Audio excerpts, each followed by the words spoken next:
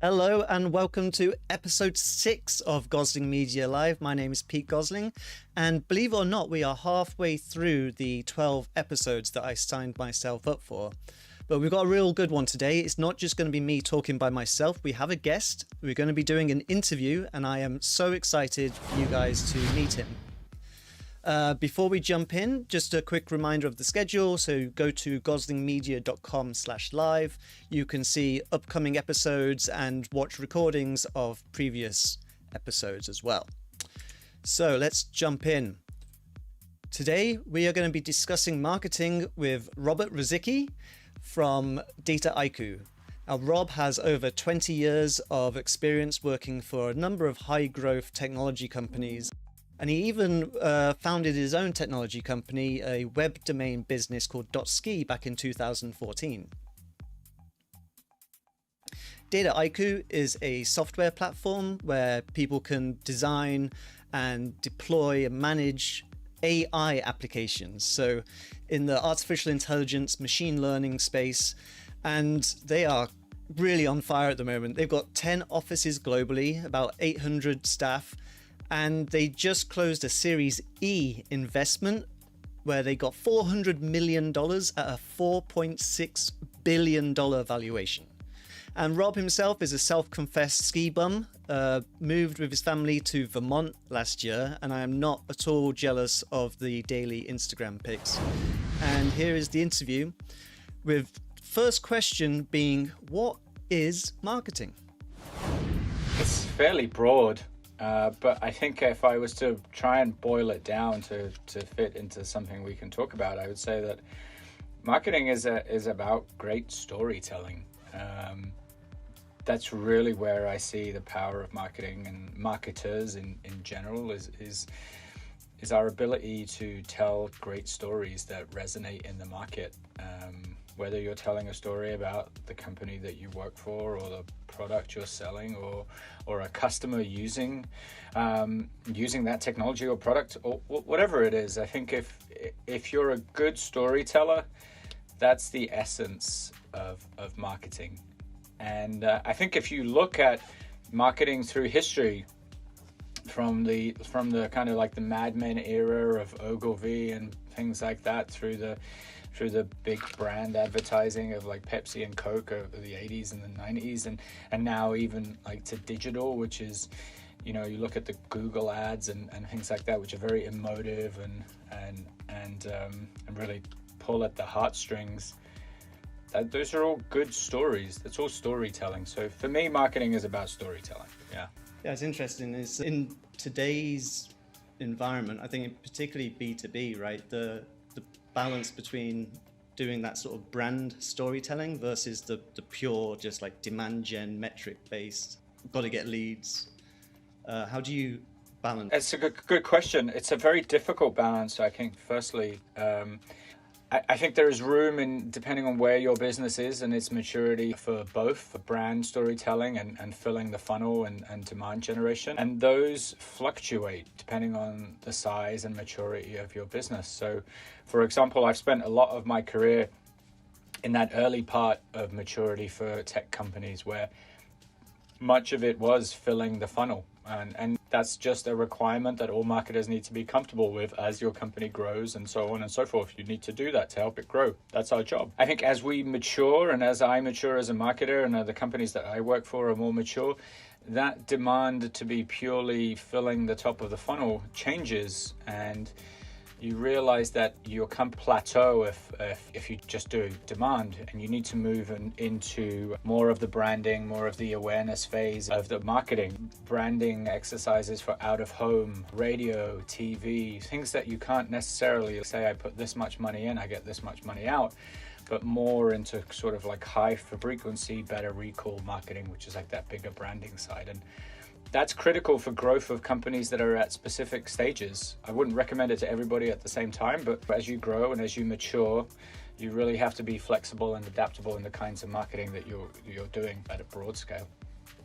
Super interesting. I think it's quite brave in some ways to fight for that, right? I think more junior people would succumb to the pressure from like a salesperson to be like, just give me leads, give me leads, give me leads? Yeah, I agree. I've experienced both sides of it, and I think as you mature as a marketer, you learn to back yourself, and your confidence takes on a different element. It's less bravado and what you're doing, but more about based in facts, based in reality, based on experience. So I think you have to generally, as you mature as a marketer, or even if you want to mature, you have to become more of an evangelist in some ways, to say that there are certain types of marketing that we just have to do to grow. You as a marketer, as a marketing team, as your business matures, your marketing team has to evolve. How did you get into marketing in the first place? Like, what was the sort of path you took? I started off in sales and was just an atrocious salesperson. I don't have a very traditional path. I don't have a degree in marketing. In fact, I have a degree in geography. I'm still trying to figure out how that relates and how that can be used, but I haven't quite found that yet. You did geography at university, but where did you grow up? And tell me a little bit about, your youth. Sure, I'm a Londoner. I was brought up in central London in a beautiful part of West London called Holland Park.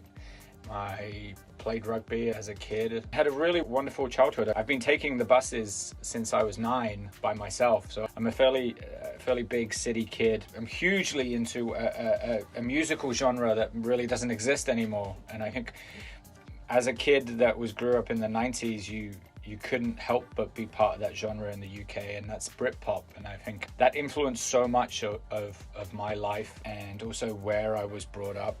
It was very mixed, it was very biracial and things like that, and I had brilliant opportunities to really experience all aspects of life, music and just culture in London. So were you Blur or Oasis? That's a tough question. I fundamentally, I can't dilly-dally. I was Oasis. It was Oasis. That was it. I used to love Blur back when they were popular, and then in hindsight made the wrong decision. Oasis was definitely the right decision. My wife and I get into huge argument, fun ones, but huge ones, about, because I have a very clear standpoint that there has been no good music since 2001. And she tries to convince me otherwise by playing me stuff from Rihanna and Taylor Swift. And I'm going, you're proving my point that there has been no good music since Oasis split up. She might need to work on her catalog of references. Yeah, she might. Yeah. Grew up in the city. So you spent your whole life really in the city, right? And then you moved to New York. Transition to New York was really exciting and interesting. And before New York, I spent a year in Australia. And so I caught this bug when it wasn't really a travel bug. It was more of a kind of, I allowed myself to say it was okay to not live in the place where you were brought up or raised, and to go and experience other things, because that place is always going to be there. So you can always go back to it, but you should give yourself the freedom to go and experience new opportunities. And I think I've just been lucky, and an opportunity came up, and from somebody that I had worked with in the past, and I jumped at it. There was no reason for me not to do it, and I'd only ever been to New York once, but it was a big city, and I know big cities. They're not. Once you live in London, I think that you can pretty much navigate anything. And while it was very different, and the transition was challenging and exciting, and it just seems to have worked out really well. And I've been in the US 12, 14 years maybe, so it's now my home. And modern society it's not as difficult to move now in modern society as it maybe was 10, even 15, 20 years ago. Now this Zoom, Slack, all of these technologies have made it the transition a little bit easier. We have to adjust, but the transition is not as difficult as it may have been. So I think we just get on with it. It's a very British attitude. Just get on with it. It is amazing, because if COVID, like you were saying, happened just 5 years ago, the video, like Skype, right? Because, my mum's still in England, so I used to Skype every weekend, but is it a verb? The word that you use is now Zoom, right? Skype totally got sidelined. I'm not entirely sure why. Like, what did Skype do? What was Skype doing wrong that Zoom suddenly came in as a startup and made it stable, and made it, like, the biggest problem with Skype was that it was unstable, and you would cut out all the time and it wouldn't work. And I think suddenly Zoom came in with fundamentally the same product. It's fundamentally the same product. That actually not just Skype wasn't the original people, like the other people were doing it too, but just did it better and were more nimble. And I think that's an inspiring story actually as a marketer. Like, good product, easy marketing. Obviously, time was right. Yeah, talking about startups. So you've worked at a number of startups and even had your own startup a couple of years ago. Domain name, the extensions of domains were still pretty much like .com, .net. There weren't a huge number. But yeah, tell us a bit about how you used your sort of, I guess, inside industry knowledge to take advantage of the opportunity that was coming. You're right. You're absolutely right. The domain name system was fairly archaic, although it basically is the underpinning of all websites and all web traffic and whatever you do on the internet, email addresses, whatever. It was fairly archaic in the sense of how can I, as a consumer or as a small business owner or as a company that wants to own a domain name, get one when there are only 4, 5, 6 extensions that I could actually register domain names in. There's a governing body called ICANN did the right thing and extended out and said, hey, why don't we extend it out and say you can own a domain name and an extension that's something completely different. And I and some business partners of mine and had decided that, like, why not? Well, this is a good opportunity that there is what we would call a deregulation in the market, which is a weird thing to think about the internet, but there was like a deregulation. So we launched a bunch of new extensions that were quite specific. One that's fairly relevant is .ski, which is for skiers and snowboarders in the snow sports industry. And we launched that. It was an amazing journey. Probably the hardest thing I've ever done in my life. Probably the riskiest thing from a business perspective, the choice that I have made. But if I could do it again, I would do it exactly the same way and maybe change a few things here and there. But we had a really amazing time. We had really good support, really good mentors, really good funding. And ultimately, like a few years later, once it was launched and it became the fastest selling sports extension, so there were other ones like .ski, .sport, .football, whatever, it was the fastest selling of those. After that kind of that journey took place, we sold the company to a much larger domain name business who now run it and own it and went back to doing other things. Some of my business partners are still entrepreneurs starting their own businesses. I personally wanted to get back into working in marketing and at a tech company. Yeah, that's awesome. I mean, it's great. You sort of spin it up quick and got it running and then managed to have a successful exit. We spun it up very quickly. But I would go back to what I said like at the beginning when you asked me what is marketing, and I think a lot of it is storytelling. And if you're able to connect to your audience with a product that means something to them through good stories, and luckily snow sports is easy, it's just fodder for good storytelling. Visually it's stunning. From a messaging perspective, it was fairly easy. From a technology perspective, you didn't have to do a lot to convince people to register their own domain names, because they could have websites that have their name .ski, especially when most people were walking around with GoPros on their heads. So it was just the right time, right place, and I think we had the right mentality about it. Yeah, that's great. You ready for a little game? Sure, let's do it. Okay, so are you familiar with the martech 5000? Yes. Don't ask me my opinion on why we need 5,000 companies in a martech list. There's way too many of these startups. There's 8,000 on this graphic alone. And this is just martech, right? This doesn't include fintech or whatever. So I'm going to play a little game. I'm going to pick a couple of companies at random, and you've got to tell me just from the company name what it is they do. Okay, even if I don't know what they do, I have to guess it based on the name. Okay, number one, Flatly. Flatly.io. This is the worst game in the world. It's the greatest game in the world. It's the most frustrating game in the world. It's something to do with making sure that your bounce rates don't go below a certain point or whatever, or something like that. They sync all your data to flat files and sheets. So I'm not sure what a flat file is, if I'm honest. I'm not really sure if that's a problem that needs solving. I do caveat all of this by saying I wish all these companies all the best. Give me another one. This is fun. Tallyfox. Oh, that's just a good name for a company If I was a branding person, I would say that is a name of a company that was created by the founders and now they regret it. TallyFox. It's something to do with counting visitors, customers, something like that. Some form of analytics. Okay. It's under collaboration and management. Oh. So this is another game you can play. Is can you tell what a company does from their website? A universe of questions, a network to connect you to knowledge. It doesn't actually tell me anything about what they do.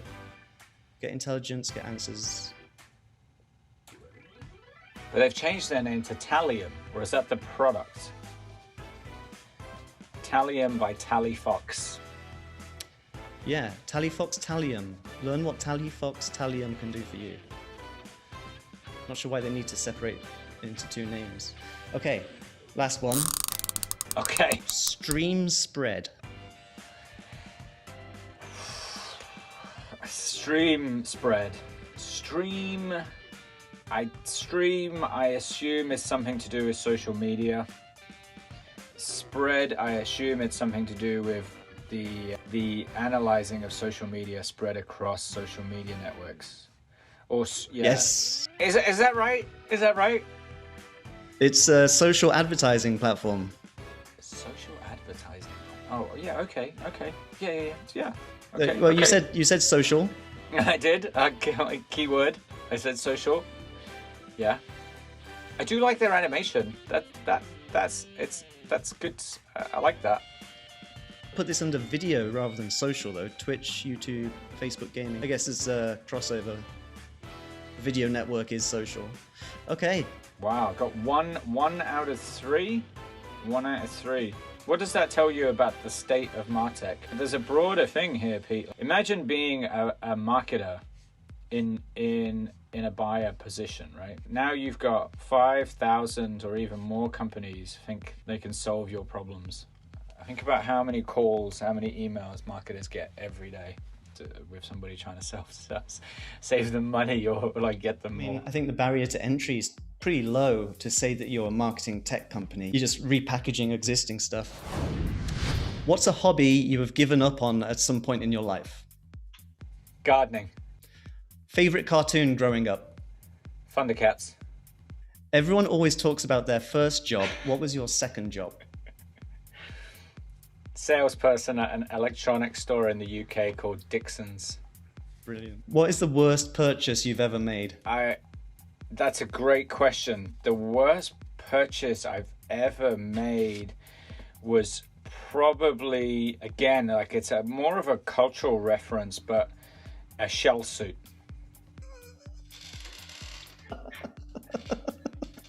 I was not expecting that. And Desert Island disc. So stranded on Desert Island, you're only allowed one CD. Oh, that's an even better question. I love that. It would be definitely maybe Nice. by Oasis. It would be that. And not digitally either. I have it on a CD. Oh man, that was awesome. CDs, what are they? Well, thanks again to Rob for joining us, and I hope you enjoyed it. I really did. And join us next week where we'll be talking about our process for building B2B websites. But for now, this is it. Thanks and goodbye.